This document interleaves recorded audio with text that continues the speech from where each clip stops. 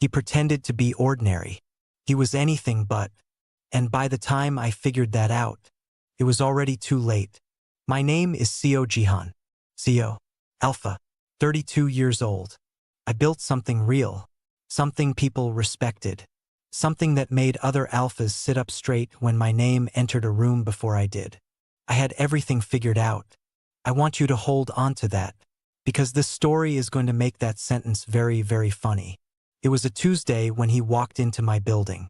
I was crossing the lobby. Board meeting. Running on black coffee and 3 hours of sleep. I was not looking for anything or anyone. And then I saw him, standing with the new employee orientation group near reception. Tall, unusually tall for an Omega. But everything else about him was so soft it almost canceled out the height. Slim, delicate face, and these eyes dark, wide, slightly glossy. Like he was one kind word away from tears. He looked like he had never done anything wrong in his entire life. I walked to my elevator. The doors closed. What I did not see, what I could not have seen, was the moment those soft eyes found me across that lobby.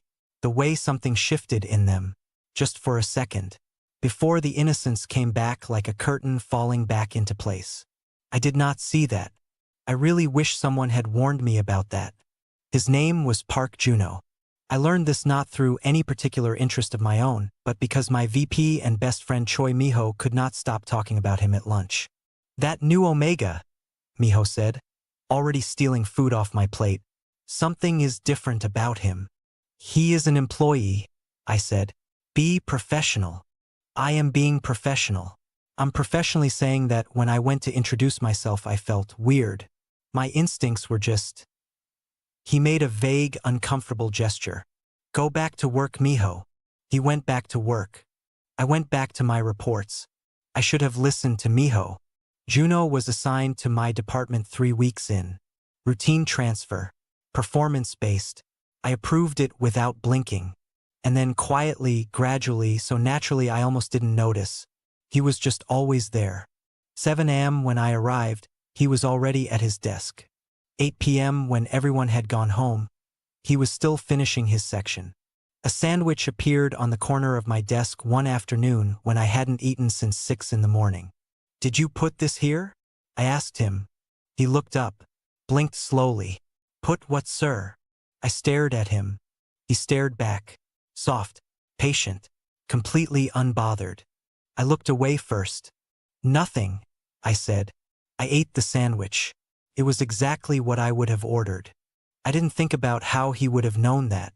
There was also the matter of Kim Daeyeon, my secretary, Omega, and for the past 6 months, a woman on a mission.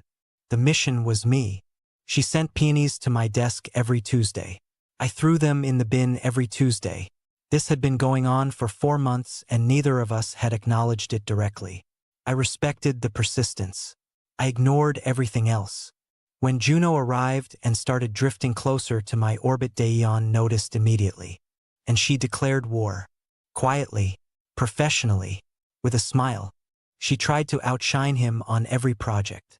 Rearranged her schedule to overlap with his. Told 3 people his transfer paperwork had irregularities. HR cleared him in an afternoon. Every single time Juno came out the other side looking more competent and pleasant than before.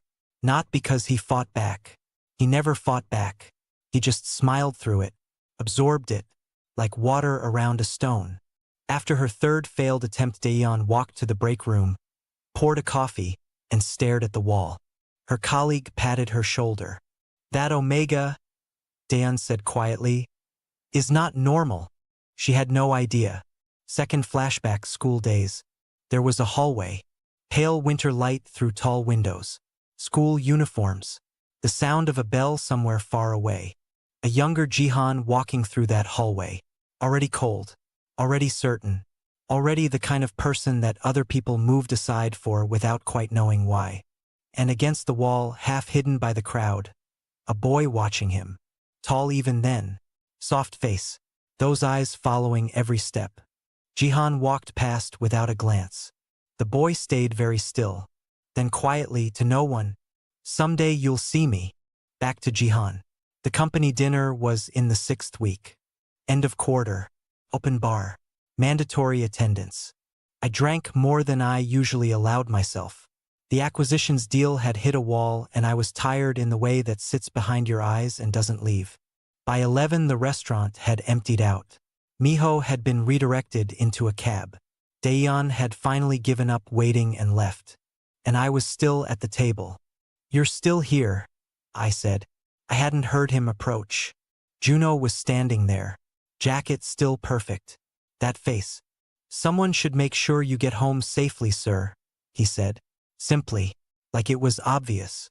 "I have a driver." "Your driver left an hour ago. You told him not to wait." I had done that.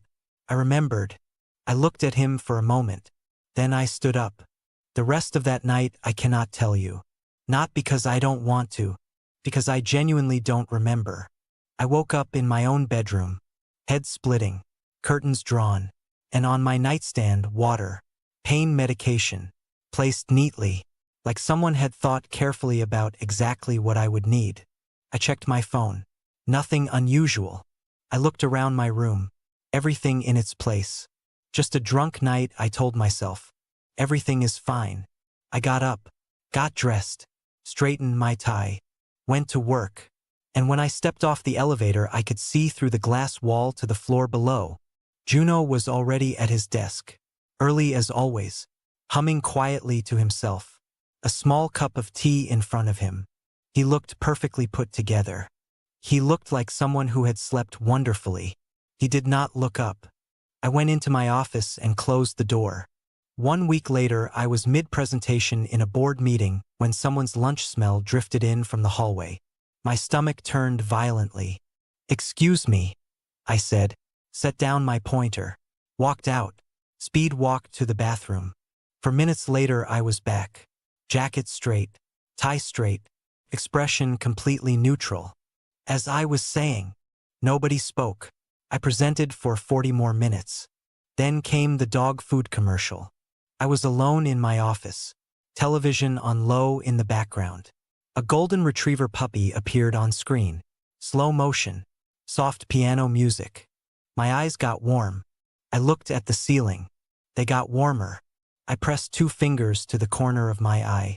Absolutely not, I told myself. The puppy tripped over its own ears. I turned the television off. When my assistant knocked a minute later, I was the picture of composure. "Sir, you're 4 o'clock. Send them in," I said, without looking up. She paused. "Are you all right? Your eyes look." "Send them in." "Yes, sir." Then I sent my assistant Taehyun for ramen. 3 kinds. And banana milk.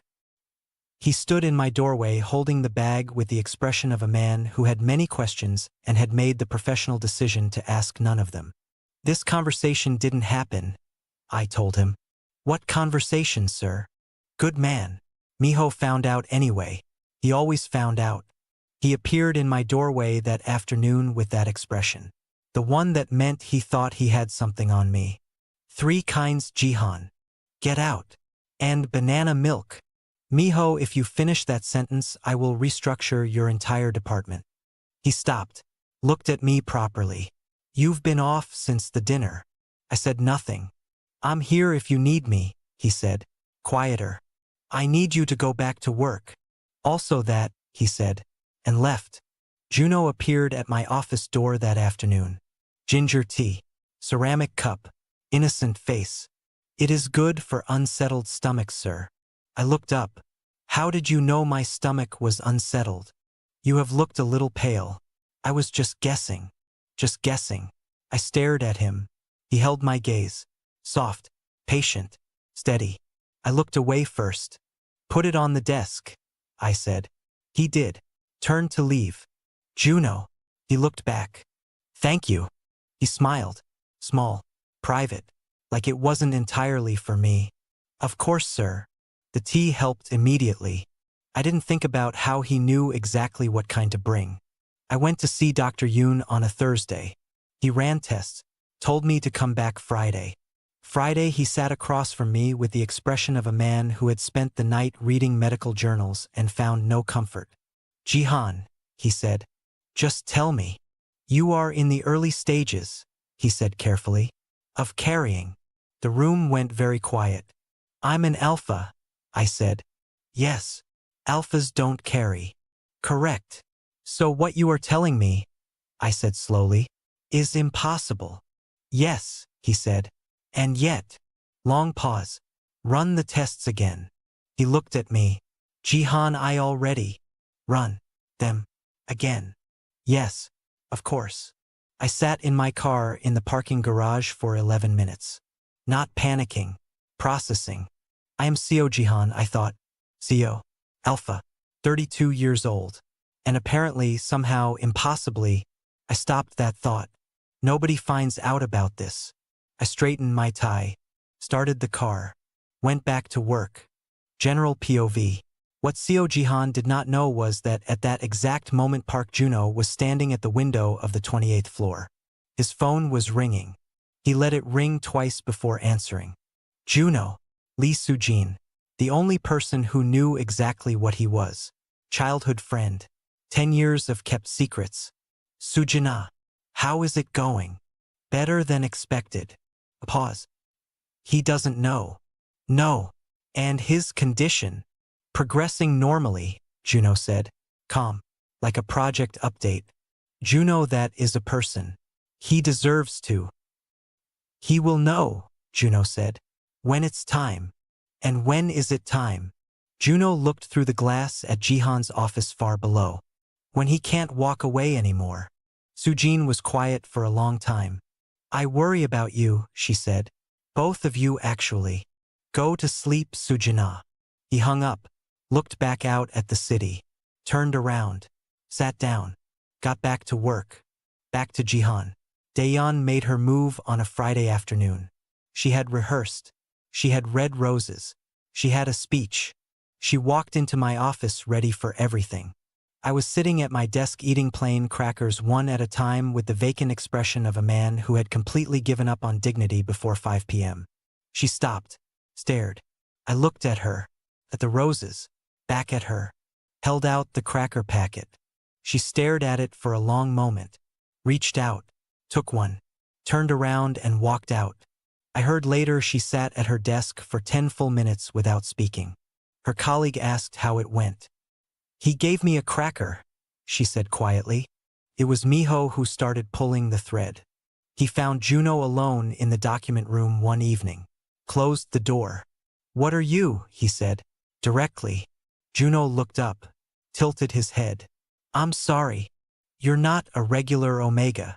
Something moved behind Juno's eyes. Fast. Gone before it fully formed. Then wide eyes. Soft face. Gentle confusion. I don't know what you mean, VP Choi. I'm just an employee. Miho stared at him, every instinct firing at once.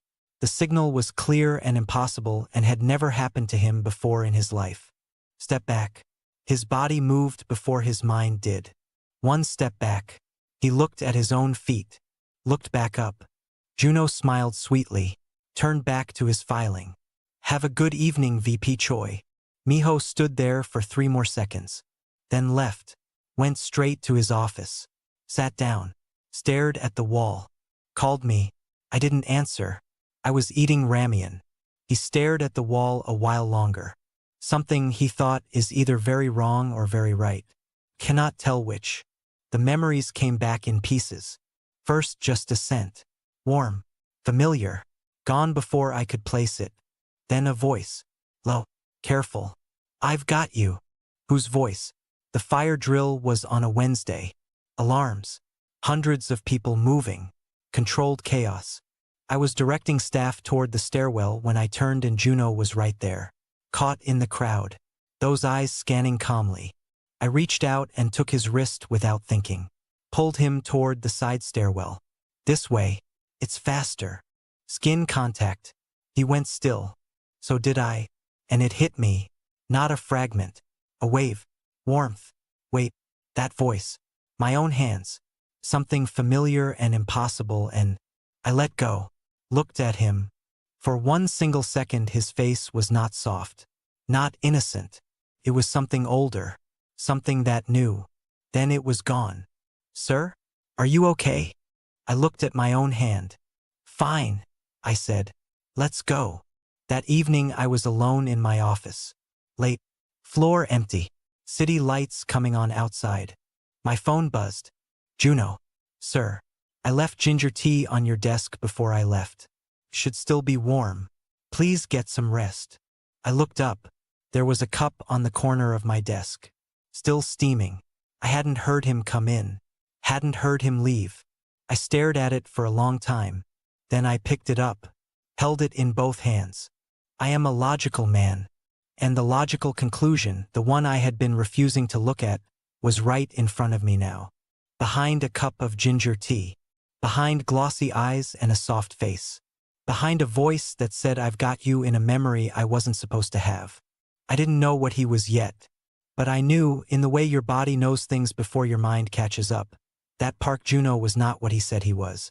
That whatever was happening to me was connected to him. And that he had known all of this. Long before I did. I looked at the tea. Who are you? I said quietly. No answer.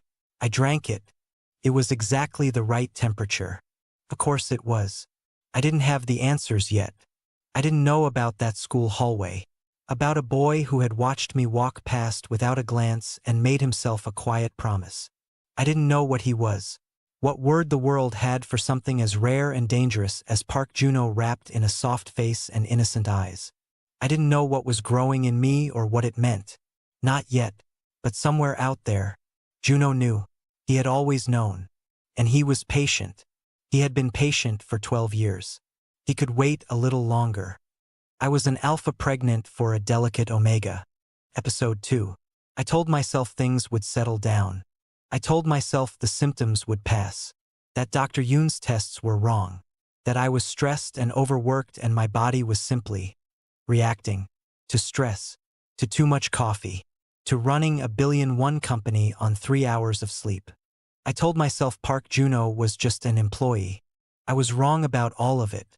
The symptoms did not pass. They got worse. Week 3 and I could smell everything. Everything. The cologne of every person who walked past my office door. The coffee from 3 floors down. The lunch being prepared in the executive kitchen before anyone had even started cooking it. It was a Tuesday. Of course it was a Tuesday. When I walked into the elevator and nearly walked back out because someone had apparently bathed in their perfume that morning and my nose could not handle it. I stood in the corner of that elevator breathing through my mouth like a man with a very specific and embarrassing problem. The 2 junior managers sharing the elevator with me said nothing. I made a mental note to give them both a raise. The mood situation was becoming a problem. I snapped at Miho on a Monday for clicking his pen. I apologized, which I never do, which made it worse because Miho stared at me like I had grown a second head and said, "Did you just apologize? Don't make it weird. Jihan, you have never apologized to me in 15 years. Miho, I swear. Are you okay? Do you need water? Should I call someone? Go back to work." He went. But he kept looking at me through the glass wall of my office for the rest of the afternoon with the expression of a man putting together a puzzle he hadn't asked for. I cried at a drama. I want to be very clear that this was not my fault. I was working late. The television was on for background noise. I was not watching it. I was reviewing quarterly projections. And then someone on screen said something to someone else. Something about not leaving. And the music swelled. I looked up, looked back down, looked up again, put my pen down, stared at the ceiling. Absolutely not, I told myself. But it was too late. I sat in my office at 10:30 p.m. crying at a drama I had not been watching and had no context for, and I want you to understand. I am a man who did not cry at his own grandfather's retirement speech. I gave the speech. It was moving. I was composed. And yet, when Taehyun knocked at 11 to drop off documents, he opened the door to find me very aggressively wiping my face with my sleeve and staring at my laptop with an intensity that dared him to comment. He placed the documents on the desk. "Good night, sir," he said. "Good night, Taehyun," I said. He left. He never mentioned it. He really was an excellent assistant. Juno noticed all of it. Of course he did. He noticed everything. He started leaving small things. Not obviously. Not in a way I could directly address. A packet of plain crackers in my desk drawer that appeared without explanation. A small bottle of water always on the corner of my desk when I arrived in the morning. The ginger tea had become a quiet routine, appearing on my desk on the days I looked particularly pale without a word exchanged. One afternoon, I looked up from my work and found him standing at my office door. "Sir, you haven't eaten since this morning." I looked at him. "How do you know when I last ate?" He blinked. "The kitchen staff mentioned you skipped lunch." "You asked the kitchen staff about my meals." "I happened to be there, sir." I stared at him. He looked back. Soft, patient. Those eyes. "There's a place downstairs that does good kanji," he said. "It's gentle on the stomach." "I know what kanji is, Juno." "Of course, sir." A pause. "What kind?" I said. The smallest smile. "Plain with ginger." "I already ordered it, sir." He was already walking away before I could respond. I ate the kanji. It was exactly what I needed. I was beginning to find his ability to know things before I did less impressive and more unsettling. The flashback came to me on a quiet afternoon. Not a dream. Not a fragment. A real memory that had been sitting somewhere in the back of my mind waiting for me to be still enough to find it. A school hallway. Winter light. I was 17. Walking to class. Thinking about nothing. And against the wall, almost hidden in the crowd, a boy. Tall. Young face. Watching me with those eyes. I hadn't looked at him then. I had walked straight past. But the memory was there now. And the boy in that hallway. I sat up slowly at my desk. The boy in that hallway had Juno's face. I pulled up the employee database. Park Juno. 29 years old. Previous employment. Education. I scrolled down. Secondary school. The same school. Same years. I sat back in my chair. He had been there. We had been in the same building for 3 years, and I had not once registered his existence. And now he was here. In my company. In my department. On my floor. Leaving kanji and ginger tea and crackers in my desk drawer. Coincidence, I told myself.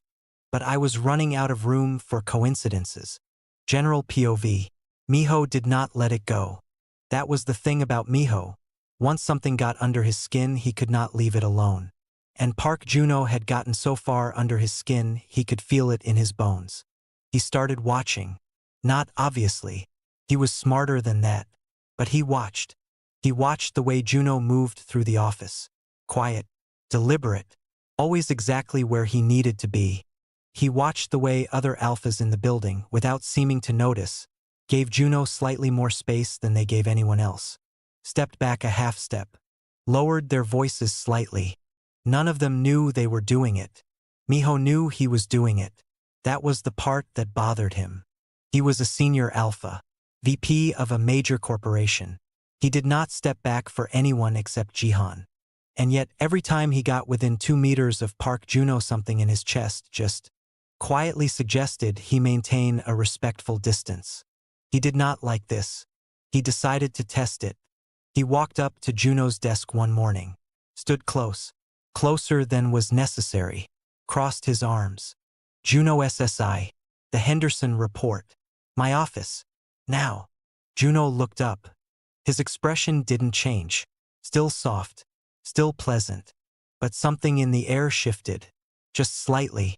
The way a room shifts when a window opens somewhere far away. Pressure change. Subtle. Miho felt his shoulders want to drop. He locked them in place through sheer will. Juno stood up slowly. Smiled. Of course, VP Choi. He walked past Miho toward the elevator. Miho stood there for 3 seconds. Then followed. In the elevator he stood as far to one side as the space allowed and stared straight ahead and thought very seriously about his life choices. Juno stood on the other side looking at his phone with complete serenity. The elevator doors opened. After you, Juno said pleasantly. Miho walked out first. He called Jihan that evening. Jihan didn't answer. Again.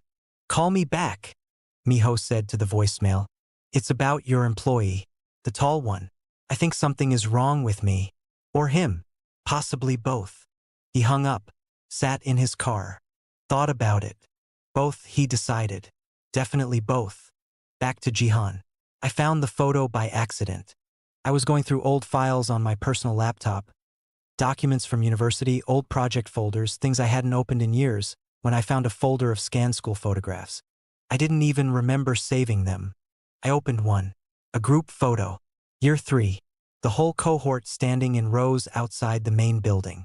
I found myself in the back row immediately. 17. Already looked like I owned the place. And then my eye moved. 3 rows forward. Slightly to the left. Tall. Even then. Slim. Young face turned slightly toward the camera but not quite looking at it. Looking at me. I zoomed in. Park Juno.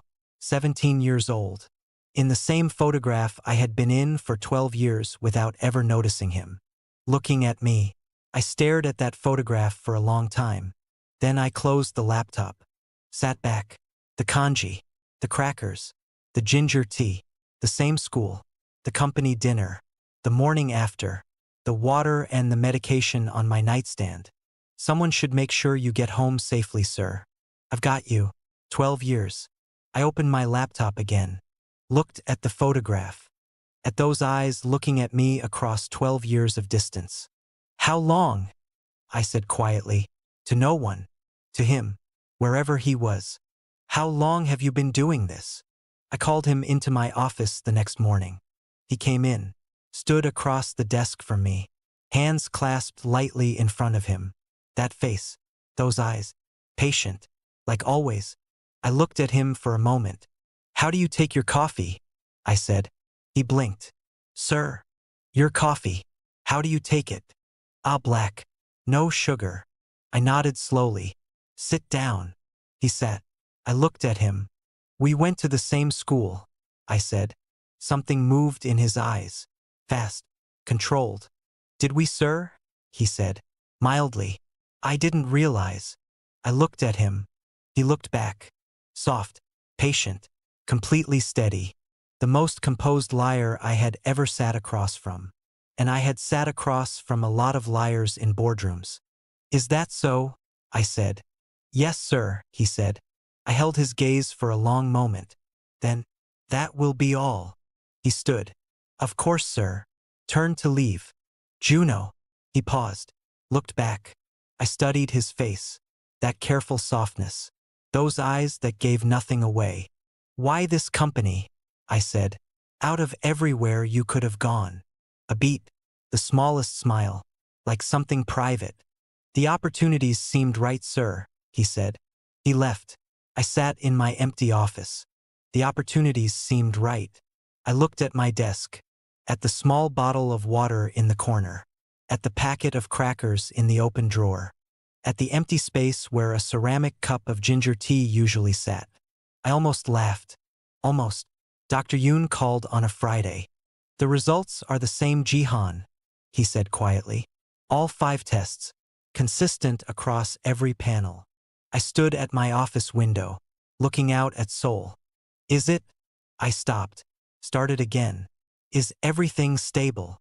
Yes, he said carefully. Everything appears to be progressing normally, whatever normally means in this situation. I was quiet for a moment. Who could do this? I said. Not really to him. What designation? Jihan, Dr. Yoon said slowly. In all my years of medicine, I have read about one designation that could cause this in an alpha. I waited. They are extraordinarily rare, he said. Most people believe they don't exist at all. They are called. My office door opened. Juno, with a cup of tea. He stopped when he saw me on the phone, mouthed sorry and moved to place it quietly on my desk. I watched him. He moved carefully, quietly, set the cup down without a sound, glanced up and caught my eye, smiled softly, turned to leave. Doctor, I said quietly into the phone. What are they called? Enigmas, Dr. Yoon said. Juno's hand was on my door handle. They are called enigmas. Juno opened the door. They are so rare most people go their entire lives never encountering one. And the few who do, Dr. Yoon paused, often don't realize it until it's too late. Juno stepped out. The door closed behind him. I stood at my window holding my phone. The city hummed below me. On my desk, the tea was still steaming. Until it's too late. I thought about a school photograph. A boy in the crowd watching me across 12 years. I thought about water and medication on a nightstand I didn't put there. I thought about the way Miho had called me 4 times this week. The way every alpha in the building gave Juno just slightly more space without knowing why. I thought about a voice in a memory I wasn't supposed to have. I've got you. I set my phone down slowly. Walked to my desk. Picked up the tea. Held it. Until it's too late. I looked at the closed door.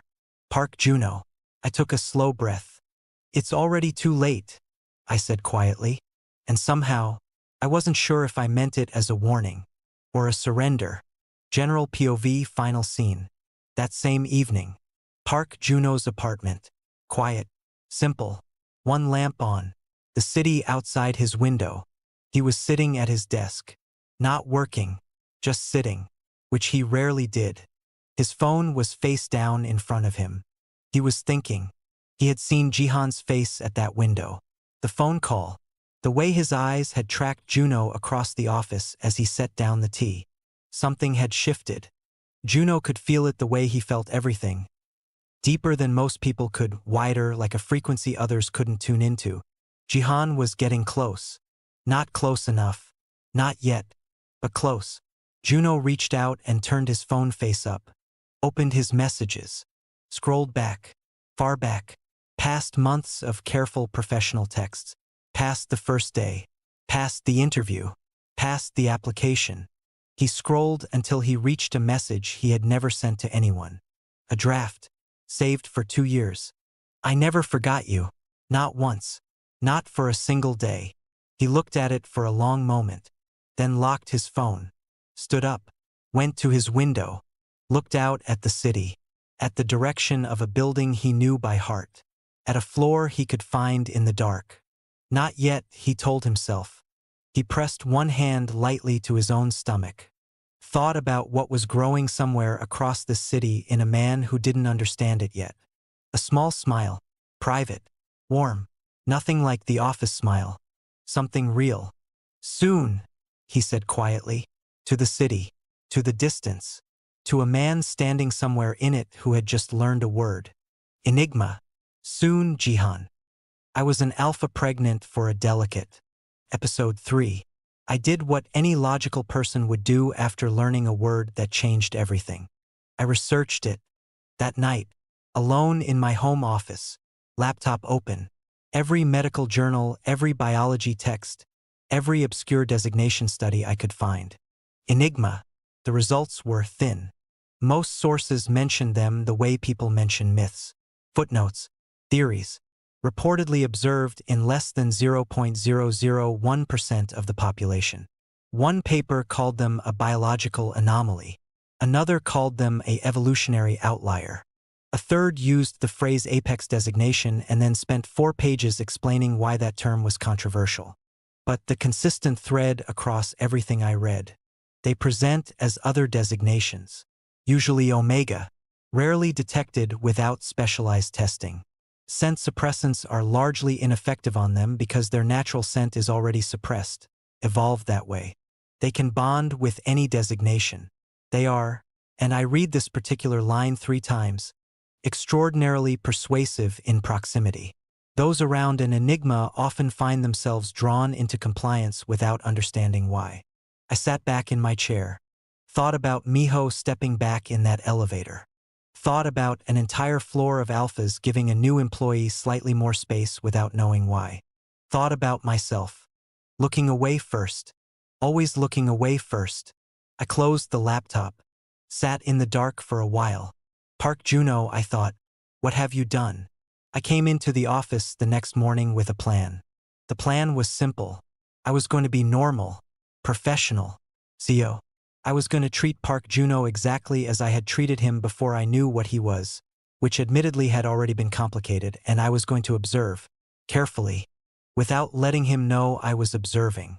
I was going to be completely in control of this situation. I lasted 40 minutes. He brought coffee at 8:40. Not just for me. He brought coffee for the whole team. He did this sometimes. It was one of those things that made everyone in the department quietly adore him. Small gestures, thoughtful, perfectly timed. He set mine on my desk last. Different from the others. Black, no sugar. Exactly how I took it. He turned to leave. Juno. He looked back, patient as always. Those eyes. Sit down, I said. He sat. I looked at him. He looked at me. How long have you known about your designation? I said. The room was very quiet. Something moved across his face. Faster than before. Not quite fast enough. Sir, your designation, I said, evenly. How long have you known? He held my gaze. A long moment. The office outside my glass walls hummed and moved and existed, and in here it was completely still. I don't know what you mean, sir, he said softly. I'm an Omega. I looked at him. He looked back. That face, that patience, that absolute composure. I almost admired it. Of course, I said. That will be all. He stood, smoothed his jacket, walked out. I watched him through the glass wall as he returned to his desk. Sat down, picked up his pen.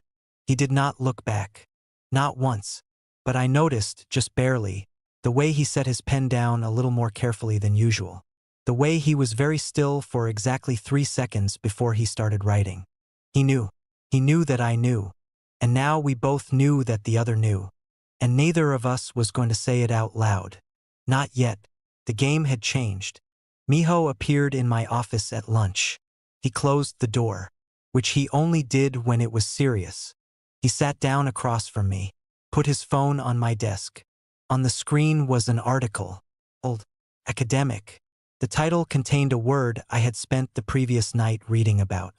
I looked at the article, looked at him. How? I said.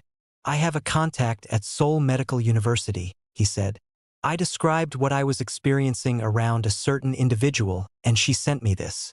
I said nothing. Jihan. He leaned forward. Is Park Juno an enigma? The word sat between us on my desk like a live thing. I looked at him for a long moment. I don't know, I said. That's not a no. It's not a yes either. Jihan. I'm handling it, Miho.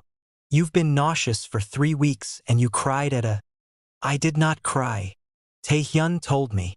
I will fire Taehyun. You would never fire Taehyun. He's the best assistant you've ever had and you know it. I stopped. He was right. I would never fire Taehyun. I'm handling it, I said again, quieter. Miho looked at me, really looked at me, the way he had been doing since we were university students, and I was too stubborn to admit when something was bigger than me. Does he know that you know? He said. I was quiet for a moment. Yes, I said. Does he know about... Miho gestured vaguely at me. At my general situation. I don't know, I said. Miho sat back, ran a hand through his hair. This is, he said carefully, a very complicated situation. Thank you, Miho. Truly, your insight is invaluable. I'm being serious. So am I. He looked at me. What are you going to do? I looked at the article on his phone. That word. I don't know yet, I said honestly. That seemed to surprise him. Me admitting I didn't know something. He picked his phone up slowly. I'm here, he said simply. Whatever you need. I nodded. He stood up, started for the door. Miho. He stopped.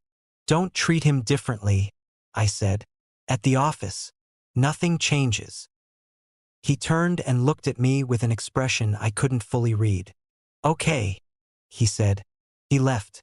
I sat alone. Thought about a boy in a school hallway watching me walk past. Thought about 12 years of patience. Thought about what it meant to plan something that long. To want something that quietly, that completely. I didn't know whether to be unsettled. Or, I shut that thought down immediately. General POV. Daeyeon was not trying to get involved. She wanted to be very clear about that, at least to herself. She was a professional. She had accepted the cracker situation and moved on with her dignity mostly intact. She was done with Seo Jihan and his complete emotional unavailability and his crackers and then she walked into the copy room and found Park Juno standing at the window. Just standing there. Not copying anything. Just looking out. And something about the way he was standing. Very still, very straight.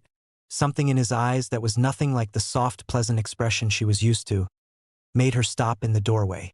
She had never seen him look like that. He looked older somehow. Like the softness had been set down for a moment. Like whatever was usually carefully arranged on his face had been briefly put aside. He looked like someone carrying something heavy. He turned when he heard her. And just like that, soft again. Warm smile. Dayanessa. Sorry, I'll be out of your way. He moved toward the door. She stepped aside. And then, she didn't know why she said it. She wasn't even sure she liked him. But something came out anyway. Are you okay? He stopped. Looked at her. For a moment, just a moment, that softness flickered. I'm fine, he said. Thank you for asking. He left. Daeyeon stood in the copy room for a while. Thought about that flicker. Thought about the way Jihan had been looking at Juno lately. Not the way a CEO looked at an employee. The way a person looked at something they were trying to understand before it was too late. She pressed the copy button. Watched the machine work. Something is happening in this office, she thought. And nobody is telling me anything. Back to Jihan. I started noticing the smaller things. Now that I was watching, really watching, I noticed the things I had dismissed before. The way Juno always positioned himself where he could see the elevator. Where he could see me coming before I arrived on the floor. The way he tracked movement in a room without appearing to. Eyes forward but aware of everything. The way he ate lunch alone sometimes, by the window, and got very still and far away for exactly 20 minutes before coming back to himself. The way he touched things carefully, like he was always conscious of the weight of his own hands. I noticed these things. And then I noticed something else. He was tired. Not visibly. Not in a way anyone else would catch. But I had been watching him for weeks with the focus of a man who was trying to solve a problem, and I could see it now. Something was costing him. I didn't know what. I told myself it wasn't my concern. It became my concern on a Thursday evening. I was leaving late. The floor was empty. I was walking to the elevator when I passed the small kitchen area and saw him. He was sitting at the small table in the corner. Not eating. Not on his phone. Just sitting with both hands wrapped around a cup of tea that had gone cold. Staring at nothing. He looked young. Not soft. Not careful. Not the Park Juno who moved through this office like everything was under control. Just young. And tired. And for one unguarded moment. Alone. I stopped in the doorway. He didn't hear me. That was how I knew he was genuinely exhausted. His awareness had slipped. I stood there longer than I should have. Then I walked to the kettle. Filled it. Switched it on. He heard that. He looked up fast. Composed immediately. That face clicking back into place like a door closing. Sir. I didn't hear you. Clearly. I said. I got a fresh cup. Put a tea bag in. Waited for the kettle. He watched me. Cautious for the first time. The kettle boiled. I poured. Set the cup in front of him. Took the cold one away. He looked at the cup. Then up at me. I leaned against the counter. Looked back at him. You don't have to perform, I said. There's no one here. Something moved across his face. Not the flicker I had seen before. Something slower. Deeper. He looked back down at the tea. I don't know what you mean, sir, he said. Quietly. Yes, you do, I said. The kitchen was very still. He didn't answer. But he didn't reach for the soft face either. He just sat there. Hands around the new cup. Looking at the table. And for the first time since he had walked into my building, he looked real. I pushed off the counter. Go home, Juno, I said. Get some rest. I walked to the elevator. He didn't say anything. But just before the doors closed I heard it. Very quiet. Almost not there. Thank you. Not thank you, sir. Just thank you. I stood in the elevator. Listened to the doors close. And felt something shift in my chest that I was absolutely not ready to examine. General POV final scene. Juno sat in that kitchen for a long time after the elevator doors closed. Both hands around the cup Jihan had made. He had not expected that. In 12 years of planning and watching and waiting, he had built a very complete picture of Seo Jihan. Cold, controlled, observant, efficient, difficult to reach and impossible to surprise. He had not built in the possibility of Jihan making him tea, of Jihan standing in a doorway and seeing. Not the Omega performance, not the careful employee, not the pieces Juno arranged for other people to find, but the tired part, the part he showed no one. He looked down at the cup. You don't have to perform. There's no one here. He closed his eyes for a moment. This was not how it was supposed to go. He was supposed to be in control of this. He was supposed to be the one who decided when walls came down and which ones and how much. He was 12 years ahead of Jihan in this story. He was not supposed to be the one caught off guard. He opened his eyes, looked at his phone, thought about calling Sujin, didn't, stood up, washed both cups carefully, dried them, put them back exactly where they belonged, turned off the kitchen light, stood in the dark for just a moment. He made me tea, he thought, like it was a problem, like it was something that needed to be solved. Then he picked up his bag and walked to the elevator and pressed the button for the lobby and stood in that small moving box going down through a building that had started to feel, against all of his careful planning, like somewhere he belonged. That was new. That was dangerous. That was... The elevator doors opened. Juno stepped out into the lobby, walked through the glass doors, into the cold soul night, and for the first time in 12 years of certainty, he had absolutely... I was an alpha pregnant for a delicate. Episode 4. Something changed after that night in the kitchen. I don't know how to explain it exactly. Nothing was different on the surface. He still came in early, still left late, still placed things on my desk without being asked, still wore that face, soft, patient, perfectly arranged. But there was something underneath it now. A crack, small, almost invisible, like a window that had been painted shut for years and someone had quietly run a knife along the edge. Not open, but no longer completely sealed. I noticed. I didn't say anything. Neither did he. We moved around each other like two people who had agreed without words to pretend a thing hadn't happened. It was the most honest we had been with each other since he walked into my building. The pregnancy was becoming a problem. Not visibly. I was careful about that. I wore what I needed to wear. I arranged my schedule around the bad mornings. I kept Dr. Yoon on speed dial and answered his check-in calls in the parking garage where no one could hear me. But my body was changing in ways that were becoming harder to explain away as stress or overwork. I was tired in a way I had never been tired before. Not sleepy, just heavy, like I was carrying extra gravity. My sense of smell was now so heightened that I had quietly banned 3 specific colognes from the 32nd floor. I told HR it was an air quality initiative. They sent a very confused memo to all staff. And the food was becoming a serious issue. I sent Taehyun out 4 times in 1 week for things that had no business being in a CEO's office. Tteokbokki at 9 in the morning. Mango. Cold noodles at 11 p.m. A specific brand of banana milk that was only sold at one convenience store 40 minutes away. Taehyun fulfilled every single request without a word. I was going to give that man a very significant raise. Miho noticed the changing body situation before I was ready for him to. We were in a meeting, just the 2 of us, going over the acquisitions deal which had finally started moving again. I had taken my jacket off because I was warm. I was always warm now, another delightful development, and Miho stopped mid-sentence. Looked at me. Jihan. Keep going. Jihan. The Henderson clause, Miho focus. Is that? He pointed vaguely at my midsection. I put my jacket back on. The Henderson clause, I said. Jihan, you can't just put your jacket back on and... Choi Miho, I will end you. I'm your best friend. The Henderson clause. He stared at me for a very long moment. Then he picked up his papers. The Henderson clause, he said, very carefully. Limits our liability exposure to. Good, I said. Continue. He continued. But for the rest of that meeting, he kept glancing at me with an expression that was equal parts concern and absolute bewilderment. After he left, I sat alone and looked at my reflection in my dark laptop screen. This is fine, I told myself. It was not fine.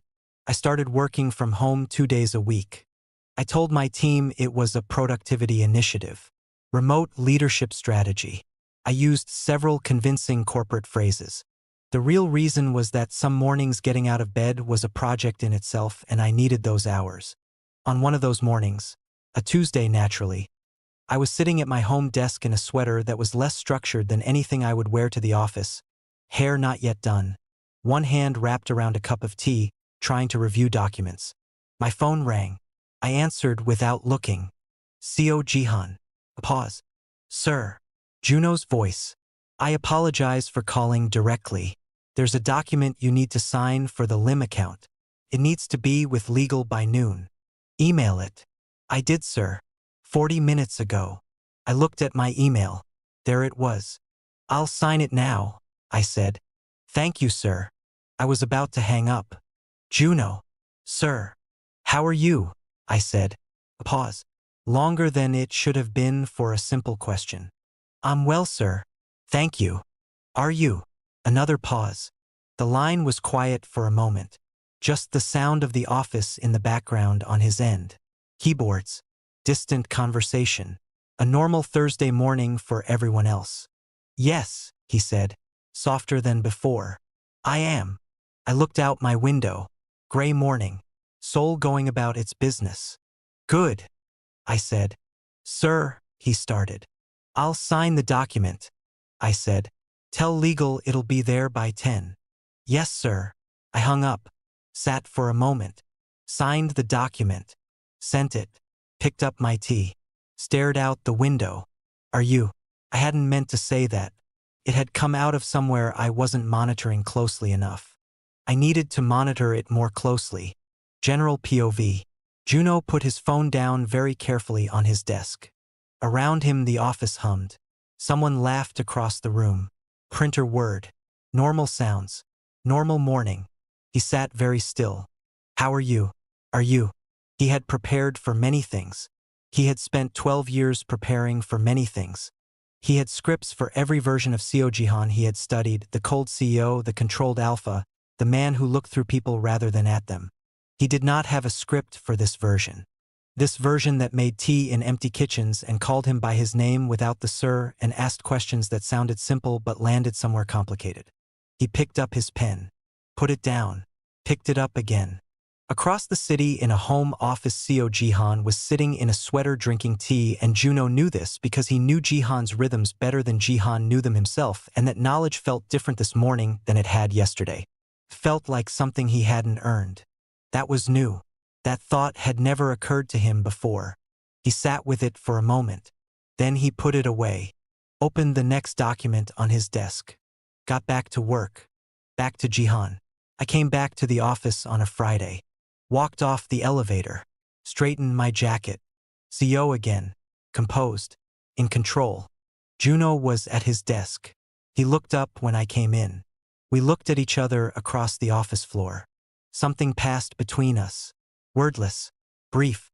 I walked to my office. He went back to his work. Miho appeared in my doorway 11 minutes later eating a pastry. You're back. I work here. You look. He studied me. Different. I look exactly the same. You look like someone who has been thinking too much. I'm a CEO. I'm paid to think. Not like that. He bit his pastry. You look like someone who has been thinking about a specific thing. Or a specific. Miho. Person. Get out of my office. I'm just saying. The door, Miho. He left. Slowly. With the energy of someone who had made his point and was satisfied with it. I turned to my laptop. Opened my emails. The first unread message at the top of my inbox was from Park Juno. Sent at 6:58 this morning. Before anyone else had arrived. Project update. Thorough. Organized. Every detail I would need covered before I'd thought to ask for it. At the bottom, below the professional close, a single extra line. The ginger tea in your desk drawer has been restocked. The plain crackers too. Have a good day, sir. I looked at that line for a long time. Then I looked through my glass wall at his desk. He was working, head slightly down, pen moving. He didn't look up. I closed the email, opened the desk drawer. Ginger tea, plain crackers, exactly where they always were. I closed the drawer, sat back. Have a good day, sir. I thought about 12 years, about patience, about a boy in a school hallway who had decided something and then waited, quietly, completely, until the moment was right. I thought about what it cost to want something that long. I thought about the thing growing in me that I still hadn't fully named. Not just the pregnancy, the other thing, the thing that had been growing alongside it. The thing I kept putting away and finding again every time he looked at me with those eyes or made tea in an empty kitchen or left crackers in my drawer like it was nothing. Like it was just something people did. I was a logical man, and the logical conclusion was terrifying. It was a Wednesday when things cracked open. I was coming back from a meeting on the floor below. The elevator opened on 28 instead of 32. I had pressed the wrong button, which was the kind of thing that had started happening since my focus had developed a new and unwelcome habit of drifting. I stepped out, went to press the button again, and heard voices from the small meeting room near the elevator. Door not fully closed, not loud, but I heard my name. I stopped. Don't think he knows yet. Not everything. Juno's voice. Low. Juno, you can't keep. A woman's voice. Unfamiliar. On speaker. This has gone further than you planned, and you know it. I know. Do you? Because from where I'm standing it sounds like you're Sujin. Falling. Silence. A long silence. I know what I'm doing, Juno said, but quieter than before, less certain. You've been saying that for 12 years, Sujin said, gently, and I've believed you every time. But Juno, does he know about the baby? I stopped breathing. No, Juno said. When are you going to tell him? When it's right. And when is? When he's ready, Juno said. When I'm sure he won't. He stopped. Won't what? A pause. Run, Juno said, very quietly. When I'm sure he won't run. I stood in that hallway, not moving, not breathing. When I'm sure he won't run. I thought about a school photograph. A boy against a wall watching someone walk past for 3 years without being seen. A draft message saved for 2 years and never sent. Ginger tea and plain crackers and a sandwich that was exactly right and water on a nightstand and, I've got you. 12 years. He had carried this for 12 years. And he was scared. Park Juno, who had walked into my building and rearranged my entire life with the patience and precision of someone who had never once doubted what they were doing, was scared that I would run. I looked down at my own hand, pressed the elevator button. The doors opened. I stepped in, rode up to 32 in silence, walked into my office, closed the door, stood in the middle of the room for a long time. Then I sat down. And for the first time since this began, since a Tuesday in a lobby and a school photograph and a word I looked up alone at night, I stopped running from the conclusion. I let it land. All of it. And it was not what I expected. It wasn't frightening. It was just true. General POV final scene. Juno ended the call with Sujin. Sat alone in the small meeting room. The door was slightly open. He hadn't noticed until now. He looked at it. Thought about the elevator. The sound of the button being pressed. The timing. He closed his eyes. He heard me. He didn't know how much. He didn't know which parts. But he knew, the way he always knew things deeper and wider than most, that Seo Jihan had been standing in that hallway. He opened his eyes, looked at his hands. 12 years of careful planning, and in one unguarded moment with a door left open, he had shown his hand. He stood up, smoothed his jacket, walked out of the meeting room, back to his desk, sat down, looked at his screen. Through the glass wall and up through the floor above, he could not see Jihan's office, but he knew the direction of it the way he knew his own heartbeat. He heard me. He picked up his pen. Put it down. Picked it up. When I'm sure he won't run. He had said that out loud. In a building where Seo Jihan worked. He pressed his hand flat against his desk, steadying himself the way he rarely needed to. Okay, he thought. Okay. The game had changed again. Only this time, he wasn't the one who changed it. I was an alpha pregnant for a delicate omega. Episode 5, the finale. I did not sleep that night. Not because I was upset. Not because I was confused. Not even because my body had decided that comfortable sleep was no longer something I deserved. I did not sleep because I was thinking. Really thinking. The kind of thinking that strips everything back. No corporate strategy. No controlled conclusions. No logical framework built to keep feelings at a safe professional distance. Just me. Alone in my bedroom at 2 in the morning. Staring at the ceiling. Thinking about a boy who had watched me walk past for 3 years and said nothing. Who had waited 12 years.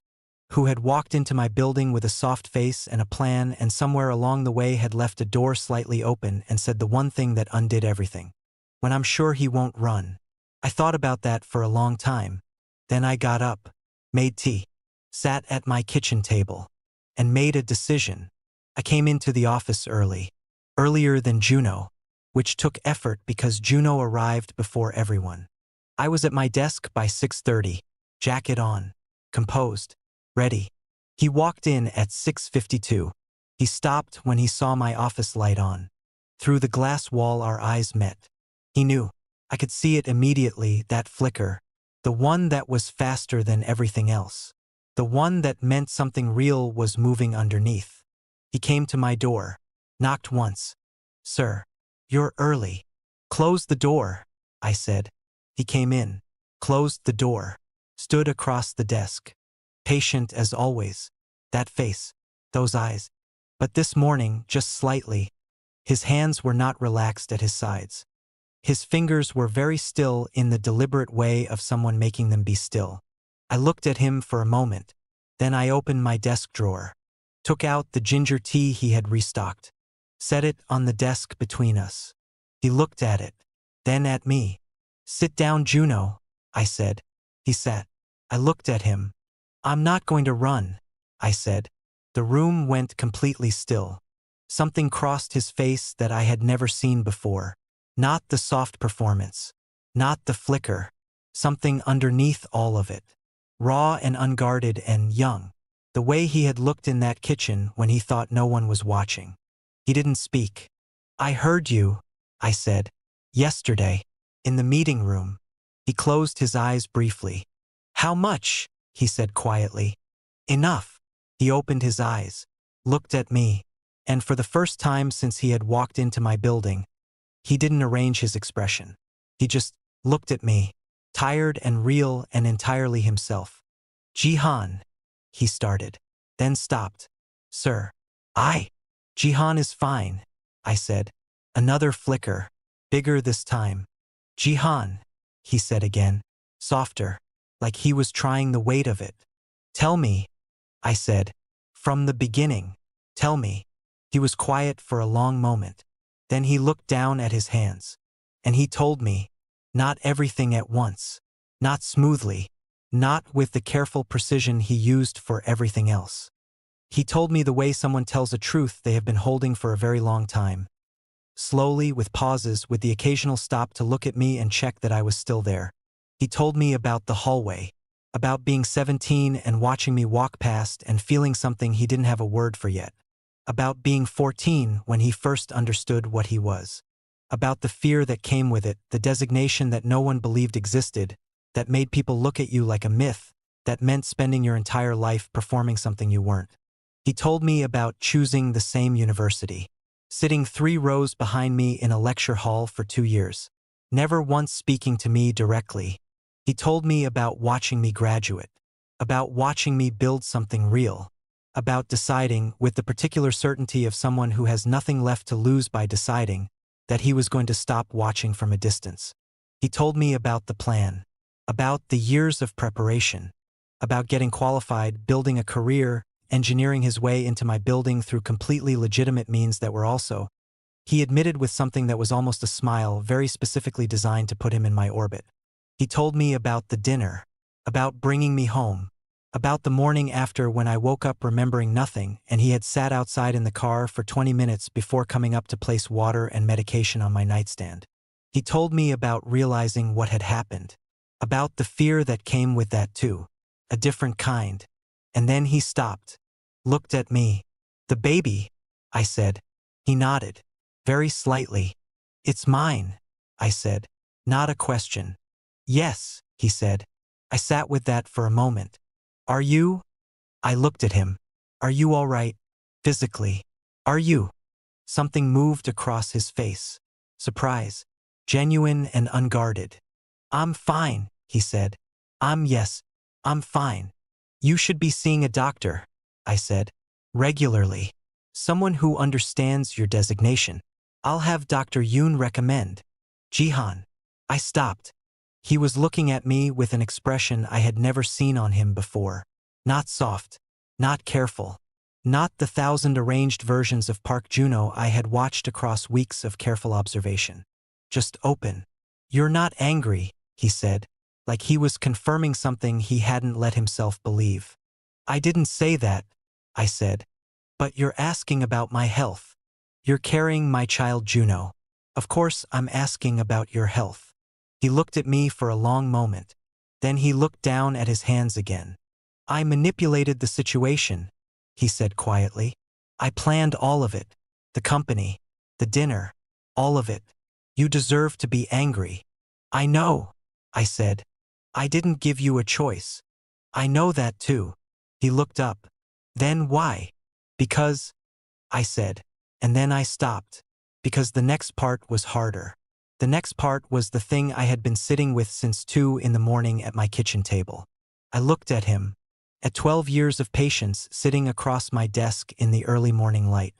At someone who had been so careful to plan everything and had forgotten to plan for the possibility that it might actually work. "Because I heard a man say he was scared I would run," I said. "And I realized I had been running. Not from you. From whatever this is. Since the elevator on the first day." He was very still. "I don't do this," I said. "I don't feel things I can't explain. I don't look away first.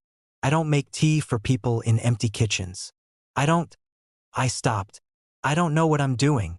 I want to be honest about that." "Neither do I," he said, very quietly. "Not anymore." I looked at him.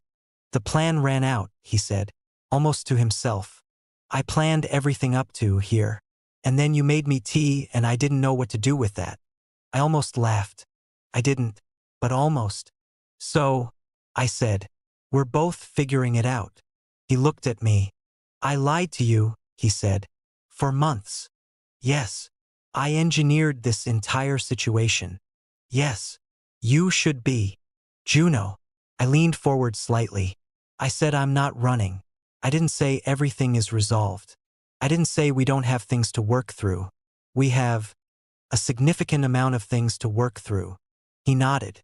"But I'm not running," I said again. "That's what I came in early to tell you."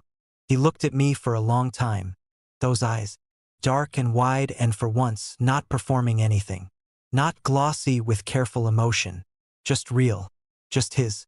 "Okay," he said, quietly. "Okay," I said. We sat in my office as Sol woke up outside the window. Not talking for a while. Just existing in the same space without the performance between us. It was strange. And uncomfortable. And also, the most honest I had felt in months. "The others are going to arrive soon," Juno said eventually. "Yes," I said. "Should I stay?" I said. "For now." He stayed. Miho arrived at 8:30. He walked past my office, glanced in, saw Juno sitting across from me, stopped, looked at me, looked at Juno, looked back at me. I looked back at him with the expression that meant not now. He pointed at me, then at Juno, then made a face that contained approximately 14 different questions. I shook my head slightly. He pressed his lips together, nodded very slowly, pointed at me again in a way that clearly meant later. I nodded once. He walked away, came back 3 seconds later, gave a very small thumbs up through the glass, walked away again. I looked at the ceiling. Juno, who had watched all of this, said nothing, but the corner of his mouth moved. The first real smile I had ever seen on him. Not the office smile, not the soft performance smile. A real one, small, barely there. It was something. General POV. Daeyeon arrived at 8:45. She walked to her desk, set down her bag, looked up, saw the light in Jihan's office, saw Juno sitting across from him, saw the 2 cups on the desk, 1 ginger tea, 1 black coffee. She stood very still, looked at Juno's face through the glass. That smile, small, real, the one she had never seen before, looked at Jihan's face. Something open there too, something that hadn't been there before. She sat down slowly. Her colleague Soyeon appeared beside her, followed her gaze. Is that? Soyeon started. Yes, Daeyeon said. Are they? I think so. A pause. Didn't you used to? We don't talk about that, Daeyeon said. Right? The cracker incident. We really don't talk about that. Soyeon nodded. They both looked at the office one more time. He looks happy, Soyeon said, meaning Juno. Daeyeon looked at that real smile through the glass. Yeah, she said quietly. He does.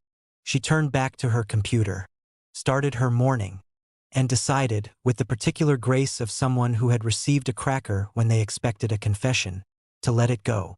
Back to Jihan. Later that day I called Dr. Yoon. Told him I had more information about my situation. He asked if I was all right. I thought about it honestly for the first time. Yes, I said. I think I am.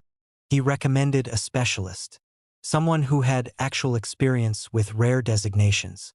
Someone who could monitor both of us properly. I wrote the name down, hung up, looked across the office floor to where Juno was working at his desk. He glanced up, caught me looking. Didn't look away first this time.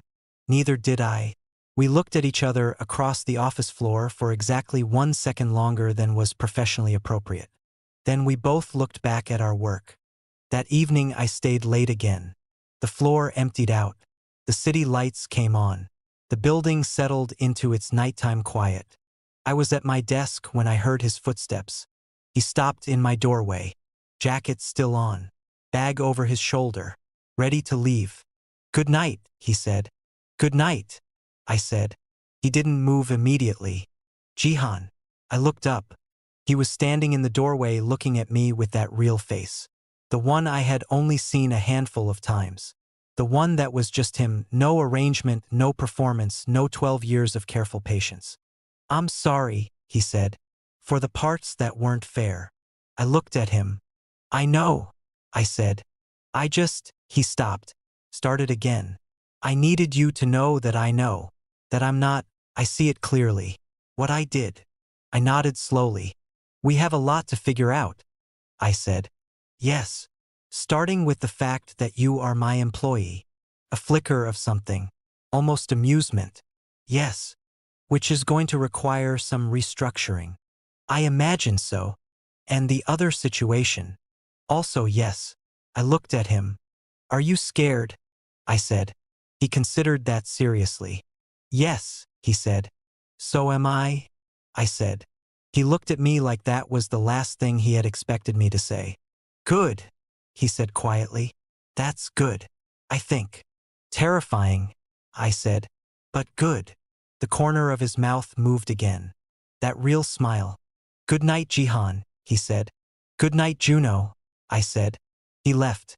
I listened to his footsteps fade down the hallway. The elevator opening, closing, silence. I sat in my office alone. Outside Seoul glittered and hummed.